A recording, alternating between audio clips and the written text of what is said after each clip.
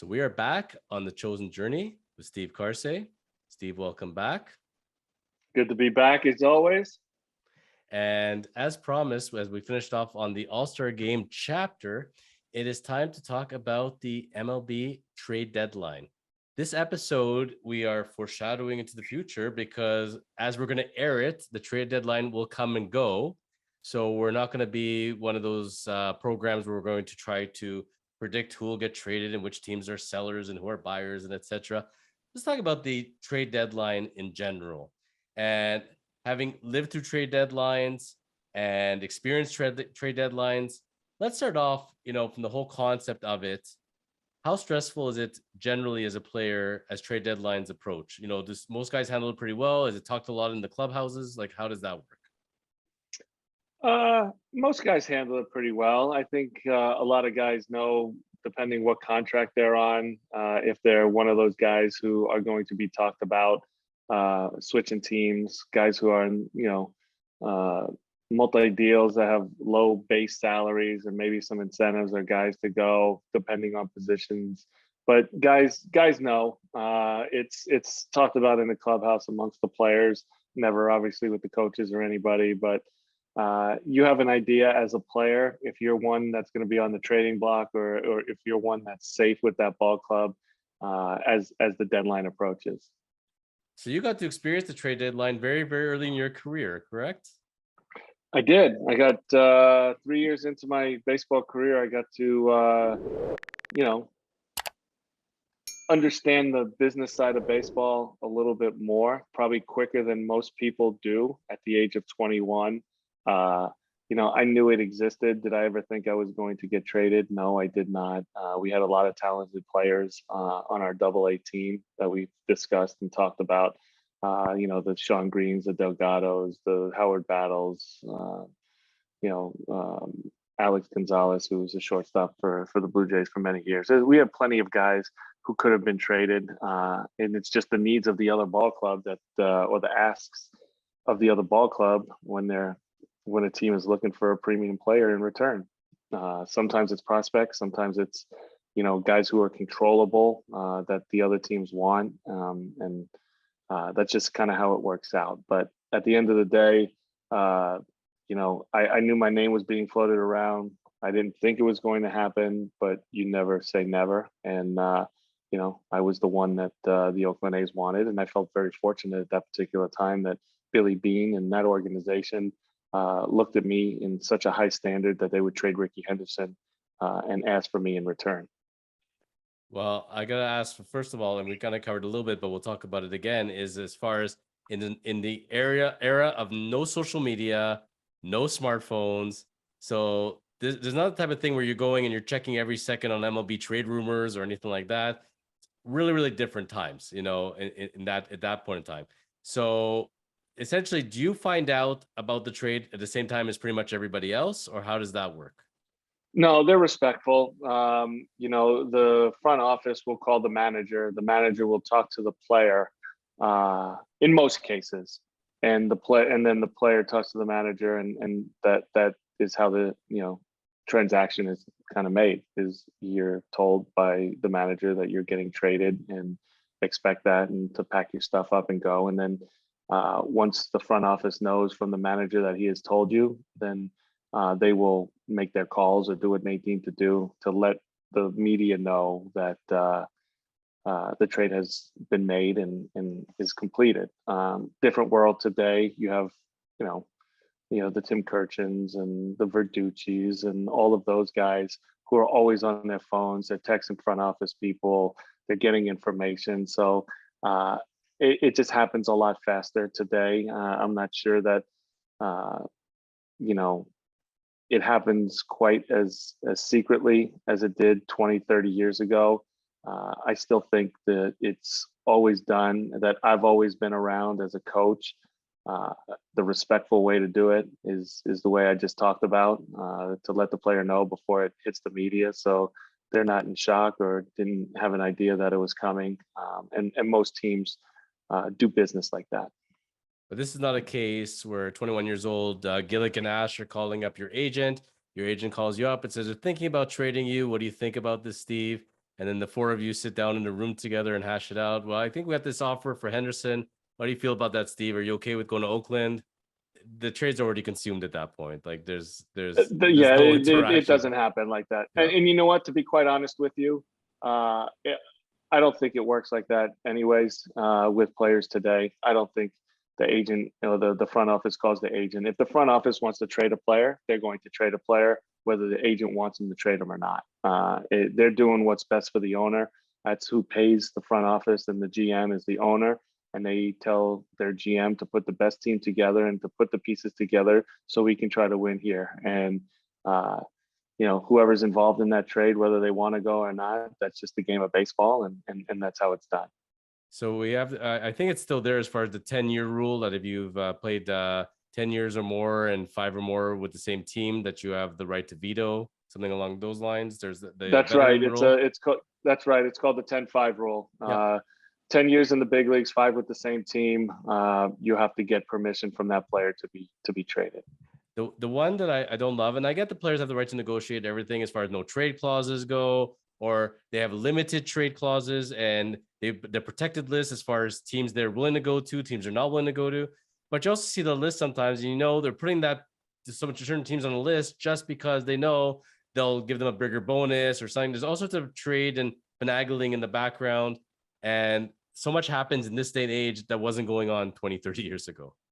Yeah, well, there's a lot of reasons why guys on the limited no trade put teams there. They pick teams that or cities that they don't want to go to, teams that aren't very good, cities that they don't like. Be quite honest with you, probably some of those no trade clauses are some cities that the guy's wife doesn't like or doesn't want to go to. Yeah. So they kind of come together and put, with their agent, okay, here's my 10 teams I do not want to play for and I do not want to go to. And then that's up to the team to put it in their contract and negotiate that with the agent. If that's what they get, that's what they get. I'm thinking, putting myself in your shoes as a 21-year-old, like you're saying it, and getting traded for Rickey Henderson, one of the greatest baseball players of all time, being linked to him that way. And as a youngster, and the team thinking that highly of you, going to that Oakland A's team, that ballpark, that staff. I'm telling you, I think they did you the biggest favor on the planet. I love that fit. I thought that was a great move for them. In Toronto, they were very sad to see you go, and they really had high hopes for you as the future ace. But that's how the game works out. And you never ended up pitching for the Jays, but went on to start off your career with the A's. But the other thing is also, like you're saying, you knew from a young age now as a player, it's a business, and you know it very early on versus a player that was drafted by a team, played with the team his whole life, and all of a sudden gets traded further on his career, and that shock. So you got to understand that business early on.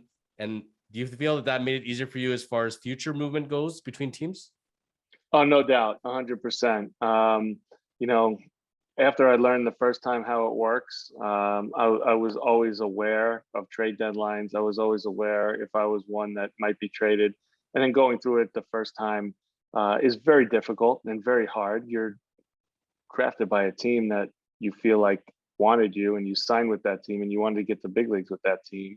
And then they trade you away. So it gives you a little bit of a bitter taste in your mouth. But at the end of the day, they're doing what they felt like they needed to do to win the World Series. And it gave me an opportunity to get to the big leagues a little bit quicker and start to establish myself and establish my career. And it worked out for everybody at the end in that way. When you look back then through your career, your pitching days, any other trade deadlines as far as certain years stick out on your mind more than others?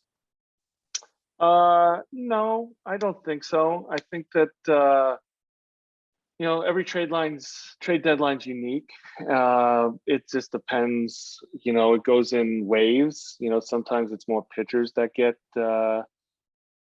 traded. Sometimes it's more position players. It's the needs of the team. I don't think it's symmetrical from year to year to who goes or what position goes. I just think that injuries play a big factor in teams, and if they're a little short in one area, whether it be hitting or pitching, that's what they're going to target. And it's just like the Phillies this year. The Phillies, I think, feel like they have a really good hitting ball club, and they can put some runs on the board. I think they feel a little lack in the pitching department, so I would assume that they're going to target some arms like they did last year with Gibson and a couple other guys. And try to upgrade their pitching to give them an opportunity to get into that wild card spot and maybe give themselves a chance for a run at a World Series.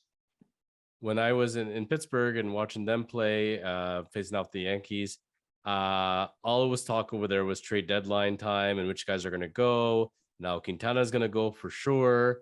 Big boy, the DH ended up getting traded. That was not a big surprise over to the Mets. And, it's always teams like Pittsburgh, inevitably, that small market club, small payroll, didn't really make it over the hump anywhere close to the playoffs. Let's retool. Let's trade the guys. We have guys on low contracts. They're good value. We'll get good prospects. And it's a never ending cycle, But yet a team like Tampa Bay seem to do that and make themselves playoff contenders. It's incredible how it can be so similar yet get different results. It is, and certain teams have better analytics and target certain guys. And I think Tampa Bay has, figured something out that many other teams have not at this particular point. And they target certain guys, and they target certain pitches and certain movements of pitches that really put them at the forefront of the pitching department. And they understand that they can get certain guys for low cost and then ride them out and see how it transfers. And then what they do is when these guys get too good or they're going to make too much money, then they'll trade those guys to a team that's hungry for a veteran guy who's had success and start, stocking up their farm system or stocking up on young guys who they target. And that's kind of just how they work with a short payroll or with a low payroll. Oakland does the same thing. I mean, obviously the Brewers are a little bit more in the middle of the pack, but they target very similar types of pitchers, and it's just a never-ending cycle. I mean, the larger market teams, some of them have really good analytics, like the Dodgers, and in my opinion, some of them have very light analytics, like the Mets.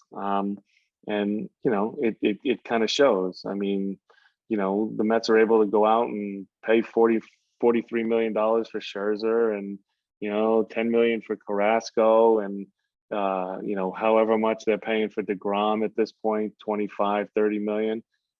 It's crazy. And don't forget Bobby Bonilla is still on the payroll. Oh yeah, he's still on the payroll for $1.5 million or whatever it is every July 1st. But just for another 30 years, it's fine. It's all good. I think it's still 2032 or 2042 or something crazy like that. Great for his agent who was able to get that deferred money. But a lot of guys do the deferred money type of stuff now. Yeah. A lot of guys like your money up front, but at the end of the day, if you're collecting $1 million for really doing nothing every July 1st, you're in a good spot. I remember Dave Steve did a similar thing with the Blue Jays back in the day, and there's certain guys that are able to do that. Also, for those watching, I don't know if it's been finished yet, but there's an auction for the Bobby Bonilla contract, which if you want to own that very famous contract, apparently you can also get on a Zoom call with Bobby. He'll send you some memorabilia. So if you're a big Bobby Bonilla fan, maybe that's for you. I'm fascinated this year by the names being thrown around, because compared to many other years, it's very limited. It seems like people are really, really stuck on Juan Soto. Now they're getting obsessed with Shohei Ohtani. I do not think Ohtani's going anywhere. That's my prediction right now. I don't think they're building around him. I don't think it's going to happen. They don't need to move him. Soto, are they going to move him, not move him? I always see it as more as those grinder role players that get in there. Those are the difference makers, not revamping yourself and trading away like half your prospects for one big player. But people seem to really, really focus on Soto this year. Any general thoughts on him in general, as far as, him moving and having been, drafted and with Washington all these years, or indifference? No, I mean, it's a thing, right? I mean, it all depends where your team is at the trading deadline and forecasting your team for 3 or 4 years out. I mean, it's not just about this year. Is Juan Soto going to make that big of a difference being on your team next year, making 20 million? If you're not going to spend money and get players around him, and players are going to leave. So this is the opportunity right now for a 23-year-old superstar. If you can get a king's ransom for him to set your organization up for many years to come with very controllable young players, is what they're asking from what I've been reading. I think there's few teams that line up with them, but they can ask what they want, right? I mean, at the end of the Absolutely. day, the other team has to pay up if they really want this guy, and see if he's worth what they're willing to give up if the Nationals come knocking at their door. I mean, I think the Cardinals are probably in the best spot out of any team that I've kind of seen rosters for, with young, controllable players that the Nationals may want for Juan Soto. And the window of opportunity for the Cardinals is kind of right now, right? With Goldschmidt, Arenado, their pitching is holding their own right now, and they're only a few games out of the division behind the Brewers. So at the end of the day, Juan Soto is a prized possession for any team to put in the outfield with his skills, and it's just a matter of what they're willing to give up for that. And whether he's even going to be traded this year or in the offseason, I mean, there's still time with him, so they're not pressed for it. Josh Bell also has been thrown around a lot. The latest rumor is him going to the Brewers potentially. I see him being moved for sure. It makes sense. And generally as far as late inning arms, especially rentals, they're gonna be a free agent at the end of the year for somebody trying to go over the hump. If it's me, I'm loading up with as many late inning arms as I can. That's why I'd be focusing on almost any team. You can never have enough bullpen arms. And like I think the Royals, the year that they won, is the greatest example. When you have essentially three closers, it's a nice luxury to have. No doubt. I mean, again, it's a matter of what a team is willing to give up as far as what the return is going to be for a power arm in the back end of the bullpen. They don't come cheap. I can tell you that, unless you're targeting a certain player and you're going to put them in the back end of your bullpen, kind of like we did in 19 with Drew Pomeranz. We traded for him. From the Giants, he was starting at the time, was never in the bullpen. He wasn't a very good starter in 19 for the Giants, and they were willing to give him up for a really highly touted prospect in Maurice Dubon. And Dubon went over there. We got him. We put him in the pen, and he became a godsend. Like we put a second left-hander in there, like Josh Hader, and his stuff played like Josh Hader in 19. And then he went on and became a free agent after that. And that's why he was so cheap to get. So it just depends the team, the ask, the contract, the many factors that go into it. One guy, I think back to the years, and when the Cubbies broke the curse and Aroldis Chapman getting acquired by them. I remember those playoffs very vividly, and in my mind, it was those playoffs which, if you have to explain what happened to his drop in velocity, his arm problems, his injuries, I mean, from all that overuse in the playoffs in such a short amount of time, I think there's your answer. I think he was a good team player and making himself available, pitching extra innings to get the title. But when you're used to a certain role, like you mentioned in the All-Star game, for example, you don't want to mess with the starter schedule. If you're a guy pitching, 1 inning, X amount of pitches, and now you're pitching 2.5 innings consistently in the playoffs, it can have an effect on you, correct? I think so. I think Andrew Miller went through the same kind of deal in 16 when we acquired him from the Yankees for the 4 prospects, and he came in and he was unbelievable. But when he got to the playoffs, it was game after game after game, and high leverage situations and stressful situations.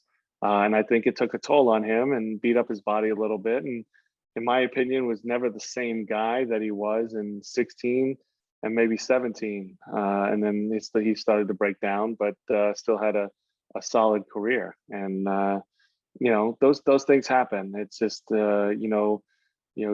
when a guy is hot, you ride a guy for as long as you can, especially when you're winning and you're trying to get that ring. Because, like I said, there's no guarantee about a ring, no matter how good a roster is. You got to play the game, and you got to be in the right spot at the right time to be able to do it and to win a world championship. And there's so many examples of this in so many different ways. You can look at Rick Ankiel with La Russa back in the St. Louis days. And, it's again, you want to win that title so bad, you'll do almost whatever it takes. It's a young arm, and just, he's throwing heat and he's getting everybody out. We're just going to milk it for as long as we can. And you can't say you blame them, as you got to go for it, but it does come at the risk of a future career.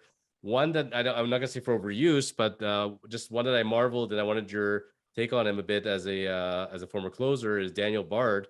And did this guy find the fountain of youth, or what the heck has happened there? Have you got to watch him pitch much this year? Just a little bit, but great resurrection, right? I mean, figured a few things out. Probably was not as healthy as he wanted to be. He gone through a few problems, and then figured out what was wrong, and somebody gave him a chance, and he took the opportunity and took that chance and ran with it. Now you see how he's pitching. Maybe a couple of years off helped his arm, Yeah. and now he's in his 30s pitching. How long will that last? We'll find out. But it's a nice story. It's one where you root for a guy like that, and you hope for the best, and you hope he continues to pitch the way he's pitching, and ride out his career as long as he can. And Robertson's another guy with the Cubbies, and just he's found his way again, and lights out. And I love those stories, of guys that were able to do it, guys that either got injured or lost their way, and then find their way back. It's got to be very fulfilling, especially you've talked about your story before as far as when you choose to leave the game, but it's the best feeling when you get to leave on your terms. When you could still go, you don't know for how long, but you know what, I'm done, versus the game telling you you're done. Yeah, no doubt. I mean, it's perseverance, it's determination. It's things that guys strive for, and want to do their best, and their bodies will let them know when it's time. But if there's anything left in the tank and you have the opportunity, since it's such a short window of a career, you take every opportunity to play the game as long as you can, and then you walk away if you can walk away on your own terms and feel complete with it.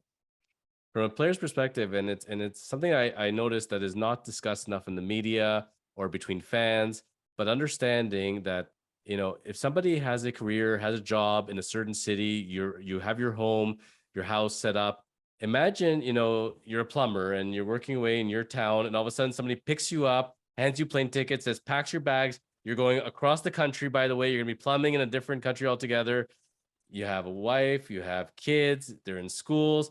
People forget about all these kind of factors. How much does that play in for an average ball player as far as family decisions go of when they get traded? Well, it plays a lot. I mean, you have no choice if you're getting traded. You just got to tell your wife or your kids, hey, listen, we're here. You're coming with. We can rent another place here, or if you want to stay here or go back to home base, wherever that is, it's 2 more months, and we'll figure it out. But of course, it plays into it. I mean, people got to understand whether sports players in general, basketball, football, baseball, hockey, they're human too. I mean, they have families, they have kids, they have feelings. They understand that this is what comes with the job, and we have to deal with some of this. But like anybody, it's not easy sometimes. I mean, there are a lot of factors that play into how a guy's feeling, how he's performing. And they're human. So there's a human side of the game that I think people sometimes forget, and don't understand, but it's real. I would think, putting myself in the shoes of a player, people go through normal human events. They go through family deaths, they go through divorce, they go through all sorts of trauma of all sorts of kinds. And you're brought up, a lot of us, we got to toughen it up, just got to play the game, put your head down, get it done. And the mental side of sports is so big that it can affect the physical side. And I think a lot of people forget that people are human, and looking at slumps, and they're yelling at them and screaming at them, and they're thinking, why isn't he trying harder? And people, depression, anxiety, that there are people that have a hard time just getting out of bed in the morning or off the couch, and they got to go in front of a stadium of 50,000 people. It's the last place they want to be, because their brain is with their trauma, and it ain't as easy thing. And then, but when a player does come out and talk about it and says, I'm asking for help, I'm dealing with personal items, mental health is a real thing, man, they get half the time they get lambasted for that, and you can't win either way. It's so sad. Yeah, it's a focus thing, right? Sometimes your focus is not on the field, and sometimes your focus is on other things going on in your life, from the human side of it. Like you said, death in the family, divorce, breaking up with your girlfriend. I mean, whatever it might be. it's real, and people need to just understand that you know baseball players are real people, basketball players are real people, and they have everyday issues just like you do. We won't get into it, but I can tell you in Toronto sports, at least I keep coming back to it just because of where we're based out of here. But a lot of stories come out because Toronto media is pretty relentless, like they're New York light. But when you find out, for example, on a hockey team that one player slept with another player's wife and it got through into the dressing room and somebody gets traded, that can get quite messy. And we really want to avoid those kind of situations. I can't imagine being in the dressing room and dealing with that. So we won't go there, but people have to understand there's a lot of circumstances go into this stuff. So it's very often can be on a personal side as much as it's a professional one or for political reasons. And, 20, 30 years ago, you didn't hear about agents, talking about, and we've talked about it before on other episodes, but agents bringing up the fact that, oh, my player is not happy with his position or his playing time, wants to get traded. And that's never a good look, I think, when that comes out. I think we, as a player, publicly stating something like that, it's just not a good feeling. It doesn't give a good look to the person, not a good feeling for the city itself. What is that telling the next city you're going into? In my professional opinion, try to do that behind closed doors. I don't like when that's aired out. What do you think? Yeah, I mean, and it's unfortunate when things get leaked out like that, whether it's from the player side or from the team side. You try to keep it in house and behind closed doors so you don't let the media get wind of it and get it out in the open air. But that's again part of the business, right? That's part of how teams try to rein in their players by getting it out in the media and making them look bad so they can look good, and vice versa. It's getting it out ahead of the story on the player's side that the team wants him to do a certain thing and he doesn't want to do it, so it makes the player look better. That's going to always be part of sports one way or another. And the better relationship you have with the team, I think things stay under control a little bit more. In the previous chapter, you alluded to the fact that history could have changed itself as far as you getting traded for Rickey Henderson in your early stages of your career. That could have been Randy Johnson, and you threw me for a total loop there. So we promised from trade deadline we were going to bring that up. You did bring up a little more details as far as the Seattle GM being on the golf course and missing Pat Gillick's call or Gord Ash's call, and that's why likely the reverse happened. But can you walk us through as far as how you heard that trade was supposed to go down and how likely it was actually going to happen back in the day? Well, I mean, just from stories that I've heard and things that I've read and people that I've talked to, obviously a GM goes through many teams and acquires about many players, whether it's Toronto going to Oakland or Toronto going to Seattle or Toronto going to Houston. They talk about it. Then they try to get the best deal that they possibly can get by giving up the least amount of players for the player that they want in return. At the end of the day, just like I talked in the last episode, I think there was a few different teams that were on the radar for Pat Gillick, and they were looking in multiple areas to upgrade their team, whether it was starting pitching or whether it was outfield play or what it might have been. I just think that they had multiple irons in the fire, so to speak. One with Seattle, one with Oakland. They were trying to negotiate the best deal. I think it was coming down to the very end of the deadline at midnight. So it was like maybe 11:30, 11:45 at night. And I think Pat and Gord were trying to call the GM of the Mariners, and he wouldn't answer the phone, or he just didn't answer the phone for whatever reason. And the next thing you know, they called Billy back and told him that they would do it. And then because there were multiple things going on, Billy had to track Rickey Henderson down and get him to sign a no trade clause. He had a no trade clause, so he Right. Rickey sign that and go from there. So, and Rickey did agree to do it, and history was changed course from there when Rickey became a member of the Blue Jays, among many of his other teams that he ended up playing on. Yeah, absolutely. And I apologize if you hear me, but my earbuds just went loose on me, so I might be just using my microphone to talk in for the rest of the episode. I've had situations where I've had to change my microphone, I had to change the camera, internet. What can go wrong goes wrong. It's funny, but your video quality has been great the whole time. Your audio, so we're good with it. No worries. Yeah. Now, as we're finishing off the trade deadline, I know you always say you're very impartial to your last team, the Brewers, that you were coaching on for 3 years. Trade deadline 2022, looking towards the playoffs here. How sick are the Brewers of the Cardinals? Are they if you think about it from that division, they would have it so locked up if not for those pesky Cardinals. How annoying are the Cardinals for the Brewers? I don't think they're annoying. I think they knew that they were going to be in a fight till the end of the season with the Cardinals. The Cardinals are always a team who has a lot of talent on their roster. They sign free agents. They spend money. Obviously, they traded for Arenado a few years back, and he's making a boatload of money. But at the end of the day, I think that the Brewers knew that it's always a battle for the division. It's going to come down, in my opinion, to the last 2 weeks of the season. It's going to be the head-to-head against the Cardinals. Whoever's the healthiest, whoever makes some trade deadline acquisitions, I think maybe has the advantage.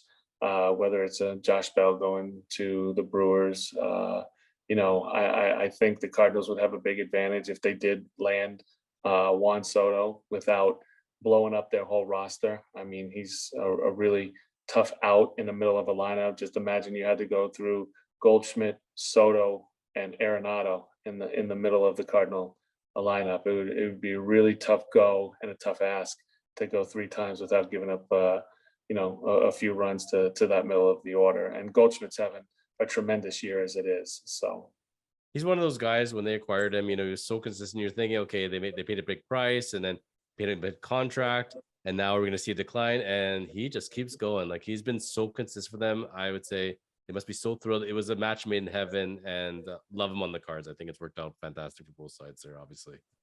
Yeah, he's a pro's pro. I mean, I think he goes about his business, on a daily basis. He understands the game. He doesn't get too high or get too low, from what it seems. I don't know him, but playing against him and watching him play for many, many years, it just seems like he's daily grind, goes about his business, and comes to the ballpark to work every day. And if he's an A+, I would say Rowdy Tellez. He was trying to work his way into Goldschmidt. Maybe he's been an A- or B+, but a very pleasant surprise for the Brewers. I hope he keeps it up. And if the Brewers were to call you up now and say, Kars, listen, we need your opinion here. I think we're a couple pieces away. Where do you think we should be looking at? Would you be saying hitting, starting, relief? What would you say for the Brewers? Add a little more depth. If you could pick one, would you? I think they need a combination of things, in my opinion. I think they need one more bat in their lineup, and I do think that they need one more power reliever at the back end to mix in with Boxberger, Williams, and Hader to get them over the hump. And I think if they go in that direction, they'll be in a really good spot. Josh Bell, Robertson, boom! I've solved your problems for you, and there you go. We're good to go. Yeah, Josh Bell might be a really good pickup. I mean, Rowdy's having a tremendous year offensively, right? Defensively, I don't know if it's a wash between those two guys or not. I don't think David Robertson is the answer, to be quite honest with you. I think he wouldn't be traded to the Brewers unless the Brewers gave up something to the Cubbies being in division. A lot of teams don't like to trade in division their players, especially sending young guys back to another team where they can hurt them for years to come. So that might be just a tough go. That's where it's funny because in my mind as a fan, sitting back and thinking about it, if I'm the Cubbies at this point, I think the division is almost irrelevant, it feels to me, because I'm so far behind. I just want to acquire as many prospects as I can. But I can see it from the Brewers' point of view that they don't want to see that guy now for the next 10 years. But again, if that's the only arm available, they may not have a choice. Look, even the Yankees and Mets have traded in the past. So true, but I don't know if it's been high profile players, right? Guys, like I'm just throwing a name out there. I don't know anything besides what I'm telling you right now, but say you traded a Keston Ura for a Robertson, and then Keston came back for the next 5 years and just beat you up game after game. It's not a good look, and that's why I think teams within divisions have a hard time. It's just like Soto. I heard the Mets and the Yankees are in on Soto. Yes. If it comes down to both of them, they're going to trade him to the Yankees in the American League, and they're not going to trade him to the Mets. because then next year when they're trying to win the division, Soto's going to be playing against them 19 times. Have you ever heard of a player that's a high profile that the Yankees and Mets are not on? Like literally, it's a never-ending field of prospects. I don't understand how they manage to keep doing it. But then when you hear as far as their scouting goes in Latin countries, and they got these 17-year-old, 18-year-old, they just keep finding them. It's incredible. Like the Yankees farm system is a sight to be seen. And how many guys end up graduating from there? And you have to do it in order to trade for guys. You got to keep that prospect, mill running. And the Yankees are as good as anybody else at doing that. So, kudos to them. But Yep. But that being said, there was a lot of years that they were very crappy. People forget about that. They think the Yankees have always been the gold standard, but go back and look at history books, folks, in 1980s. It wasn't that pretty for them. So there was lean years. There's always a window of opportunity to win, and every team is a little bit different. Like I said, the Brewers have a 3 or 4 year window of opportunity starting in 18, 19, 20, 21, now 22 and maybe 23 before the prices get real high for some of their starters. And it's just the circle of life in baseball, and certain teams are like that. I mean, the Cubs went through it, right? They had to trade Rizzo, they had to trade Bryant and all those guys, Jock Peterson. I mean, they traded all of those guys, when they felt like they were out of it and far behind, and tried to restock their farm system and get young players for them. And it's hard. Like even the Brewers, and when you're a smaller market team, you can't have that many misses. When you're the Yankees, you can miss on half the team and just cover it up with more money, but when Ryan Braun was a great contract at the beginning, near the end, not so great. Yelich, where he's at, Kane, they spend big money, big names. These guys did produce, but if things don't always go right, you can't just throw another 10, 20 million, say, I'll go over the luxury tax. They don't have the same luxury as the Yankees. So we'll see. It'll be interesting playoffs this year for certain. I can't tell if any of these acquisitions are actually going to end up making it over the hump, but certainly, we've seen teams on trade deadlines where they acquire 1 or 2 players and it spark plugs them right to the playoffs. And I've seen players that were heart and soul guys that get gutted from a team and then the team drops. And so I guess the front office, when speaking with their coaches, got to factor all of that into play. Chemistry is a real thing on a ball club. If you trade a guy who is like the glue of your team in that clubhouse, it can have a real negative effect. So some GMs take that into account, some don't, depending on what the deal is.